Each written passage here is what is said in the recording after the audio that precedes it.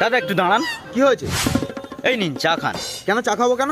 হ্যাঁ, কারণ আমি খাওয়াচ্ছি। কেন আপনি আমাকে চা দেবেন কেন? আমার কাছে 5টা টাকাও নেই যে আমি চা কিনে খেতে পারবো না। আরে ভাই, মানুষ মানুষকে ভালোবেসে এক কাপ চাও খাওয়াতে পারবে না? কেন হঠাৎ এত দরদ কেন? আরে বন্ধু বান্ধবের ব্যাপার, এসব কোনো ব্যাপার হলো? নেন চা কোন খান। দুঃখে আপনি আমার বন্ধু হবেন? আরে দাদা এত করে বলছে চাটা নিয়ে নিন না, আজকালের দিনে কে কাকে ফ্রি খাওয়ায়। হুম বলছি দাদা, আপনাকে যে লাইক করতে বলেছিলাম আমার ভিডিওতে, এখনো লাইক দেননি কেন? তোর চায়ের গুষ্টি মারি, তুই তাহলে এই জন্য ডেকে আমাকে চা খাওয়ালি?